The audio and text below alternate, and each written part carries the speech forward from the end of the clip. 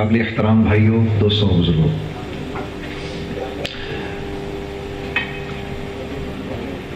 اس دنیا میں ہم اور اس کائنات میں ہم جتنی بھی نعمتیں دیکھتے ہیں، یہ ساری کی ساری نعمتیں اللہ کے ہاتھ میں ہیں۔ انسانوں اور چیزوں سے ان کا کوئی تعلق نہیں ہے۔ ریت کا ذرہ ہے نا، ریت کا ذرہ، یہ بھی اللہ کے سوا کوئی نہیں تخلیق کر سکتا۔ جبرائیل جیسا فرشتہ جس کا سر 7ویں آسمان پر ہے، پیر 7ویں زمین میں ہے، ریت کا ایک ذرہ بھی نہیں بنا سکتا۔ جو کچھ آپ اس کائنات میں دیکھ رہے ہیں، اس کی تخلیق 100% ایک اکیلے اللہ کے ہاتھ میں ہے۔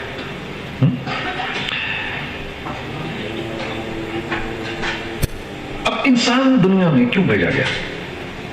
انسان کیوں؟ آپ دیکھیے، یہ آپ کا آفس ہے، آپ کے آفس میں کوئی آدمی انٹر کرتا ہے، باہری گارڈز بیٹھے ہیں، پہلا سوال پوچھتے ہیں، بھائی آپ یہاں کیا کرنے آئے ہیں، کیا کام؟ اب اگر یہ آنے والا آدمی یہ کہے کہ مجھے آئیڈیا نہیں میں کیوں آیا ہوں یہاں پر، تو یہ آدمی سیڑھیوں سے اوپر بھی نہیں آ سکتا کہ بھائی یہ یہاں کو مذاق ہو رہا ہے، تمہیں یہ نہیں پتا تم یہاں کیوں آئے ہو؟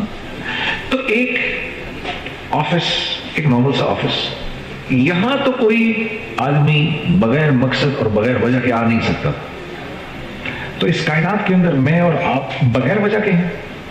تو قرآن اس کو کیسے بیان کرتا ہے؟ تو قرآن کہتا ہے افحسبتم انما خلقناکم عبثا وانکم الینا لا ترجعون۔ افحسبتم، کیا سوچ رہے ہو؟ کیا تمہارا خیال ہے تم ایسی پیدا کیے گئے ہو؟ تم خود تو کوئی چیز بغیر وجہ کے تخلیق نہیں کرتے، تو تم نے اپنے رب سے یہ توقع رکھی ہوئی ہے کہ اس نے یہ سارا کا سارا جو کائنات کا نظام بنایا ہوا ہے یہ بے وجہ ہے، اسی بے وجہ نہیں ہے۔ تم جو بنائے گئے ہو بے وجہ بنائے گئے ہو۔ تمہارا کیا خیال ہے تم نے واپس نہیں آنا ابھی میرے پاس؟ فتعال اللہ الملک الحق لا الہ الا هو رب العرش الکریم۔ تم نے اپنے رب کی جو وزڈم ہے، جو تمہارے رب کا جو کامل علم ہے، تمہارے رب کی جو کامل حکمت ہے، اس سے تمہیں یہ لگتا ہے کہ یہ تم بغیر وجہ کے بیٹھے ہو یہاں پر، وکاش تمہیں ایسی پیدا کر دیا گیا بغیر وجہ کے۔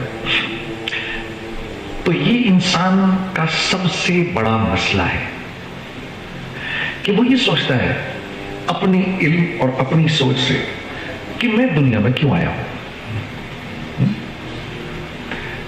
اور انسان کا جتنا بھی علم ہے، اس کا محور یا تو اس کی نظر ہے یا اس کی زندگی کے تجربے ہیں۔ وہ یہ اوپر تک دیکھ سکتا ہے، اس کے آگے اس کو کچھ نہیں پتا کیا ہے۔ تجربوں سے اس نے 10 باتیں سنی ہیں کہ ہم چاند پر بھی اترے اور اب ہمارے جہاز مریخ میں جا رہے ہیں، یہ اس کی زندگی کے تجربے ہیں، تو اس نے سوچ رکھے۔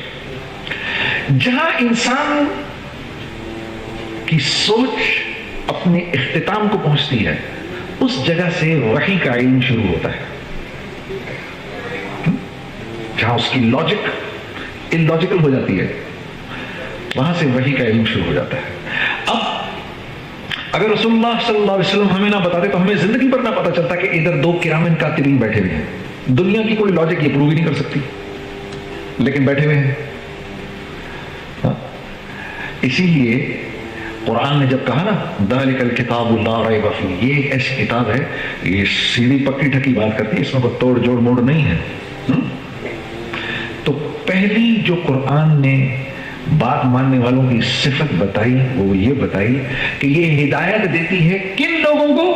متقیوں کو۔ ھدی للمتقین، جو اللہ سے ڈرتے ہیں، صرف اس کو اس کتاب سے نفع ہوگا اور کسی کو نہیں ہوگا۔ جو اللہ سے ڈر رہا ہے، اللہ اس کتاب کے ذریعے اس کو صراط مستقیم پر چلائے گا، ہر ایک نہیں چل سکے گا۔ اور ڈرنے والوں کی پہلی صفت کیا ہے؟ الذین یؤمنون بالغیب، یہ غیب کی باتوں پر ایمان لاتے ہیں، جن باتوں کو انہوں نے دیکھا نہیں ہوتا، غیب کی باتیں پر ایمان لاتے ہیں۔ یہ غیب کی باتیں ہمیں کس نے بتائیں؟ رسول اللہ صلی اللہ علیہ وسلم۔ انہوں نے بتایا ادھر کرامین کاتبین بیٹھے ہوئے ہیں، مجھے تو نظر ہی نہیں آ رہا. انہوں نے مجھے بتایا ہے کہ وفی السماء، مجھے ان کے ذریعے پتہ چلا قرآن کہہ رہا ہے وفی السماء رزقکم وما توعدون، میرے بندو تم سے جس رزق کا وعدہ کیا گیا ہے وہ رزق دنیا میں نہیں ہے، دنیا سے اس کا کوئی تعلق نہیں، وہ آسمانوں سے آ رہا ہے. وفی السماء رزقکم وما توعدون، کہ میرے بھائی وکاس تم سے جس رزق کا اللہ فرمانے میں نے وعدہ کیا ہے اس کا تعلق زمین، پتھر، سونا، چاندی، زراعت، کاشتکاری، سورج، چاند، ستاروں، پہاڑوں سے نہیں ہے، بلکہ یہ ہم آسمانوں سے اتارتے ہیں تمہارے لیے. لیکن مجھے تو سب کچھ یہاں سے ہوتا ہوا نظر آ رہا ہے، مجھے تو پیاس پانی سے بجھتی ہوئی نظر آ رہی ہے، اور پیٹ کھانے سے بھرتا ہوا نظر آ رہا ہے، اور اناج کے کھانے سے بھوک مٹتی ہوئی نظر آ رہی ہے. میں تو یہ دیکھ رہا ہوں کہ آنکھ دیکھ رہی ہے اور زبان بول رہی ہے اور کان سن رہے ہیں. مجھے تو یہ نظر آ رہا ہے کہ میری پیسے ہیں تو میرے کام بنیں گے، پیسے نہیں ہیں تو میرے کام نہیں بنیں گے. مجھے تو یہ نظر آ رہا ہے کہ میری نوکری گئی تو میں تو تباہ و برباد ہو جاؤں گا، یہ نوکری میں چلتا رہوں گا تو ٹھیک چلتا رہوں گا، میری زندگی بنی رہے گی. مجھے تو یہ نظر آ رہا ہے نا، یہ ساری چیزیں مجھے نظر آ رہی ہیں، اس لیے میری زندگی کا ایک ایک لمحہ ان کے گرد گھوم رہا ہے، چیزوں کے گرد گھوم رہا ہے، اسباب کے گرد گھوم رہا ہے، حالانکہ یہ صرف اور صرف پیالے ہیں جن میں رزق ڈالا جاتا ہے. تو دراصل میں پیالے کی خدمت میں لگا ہوا ہوں، جو اس میں رزق ڈال رہا ہے اس سے میرا کوئی تعلق نہیں.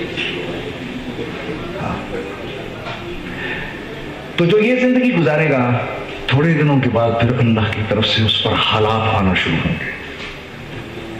یہ جتنی قومیں تباہ ہوئی تھیں یہ اپنی چیزوں میں گم ہو کے تو تباہ ہوئی تھی. مجھے سے اقبال نے نہیں کہا کافر کی یہ پہچان کہ آکاش میں گم ہے، مومن کی یہ پہچان کہ گم اس میں ہے آکاش. آکاش میں گم ہے، دنیا میں گم ہے، یہیں سے ہوگا سب کچھ، اسی پیسے سے ہوگا. اب کیونکہ پیسے سے ہوگا تو پھر میں نے اس بات کی پرواہ نہیں کرنی کہ یہ پیسہ کیسے آئے گا میرے پاس، کیونکہ ہوگا تو پیسے سے. ہاں یہ کیسے آ رہا ہے اس کی فکر تو میں تب کروں گا جب مجھے اس بات کا احساس ہوگا کہ بھائی اس پیسے سے میری زندگی نہیں بنے گی. یہ پیسہ تو کاغذ کا ٹکڑا ہے، اس سے تو صرف ہوتا ہوا نظر آ رہا ہے، کرنے والی ذات کس کی ہے؟ اللہ کی. اس کو کہتے ہیں لا الہ الا اللہ. جو کچھ جہاں جہاں سے ہوتا نظر آ رہا ہے وہاں سے نہیں ہو رہا، کرنے والی ذات کس کی ہے؟ اللہ کی. یہ مفہوم ہے لا الہ الا اللہ کا، ٹوٹل مفہوم. جو کچھ جہاں جہاں سے ہوتا ہوا نظر آ رہا ہے وہاں سے نہیں ہو رہا، اس کی کوئی حیثیت ہی نہیں ہے، کوئی حقیقت ہی نہیں ہے. 7 آسمان کے فرشتے اور ایٹم بم اور ہائیڈروجن بم اور یہ آتش فشاں اور یہ پہاڑ اور یہ سورج چاند ستارے یہ اپنے اندر اتنی حیثیت بھی نہیں رکھتے جتنی ایک ریت کا ذرہ رکھتا ہے. ان کی اتنی حیثیت بھی نہیں ہے، کرنے والی ذات اللہ کی ہے. تو پھر میں کیوں اللہ کے حکم کو توڑوں؟ جو کچھ سنا گیا اللہ پاک اس پر عمل کرنے والا اور آگے لوگوں تک پہنچانے والا بنائے. مزید اصلاحی بیانات کے لیے ہمارا یوٹیوب چینل بیوٹیفل بیان JJ کو سبسکرائب کریں اور ویڈیو کو لائک کریں. جزاک اللہ خیر.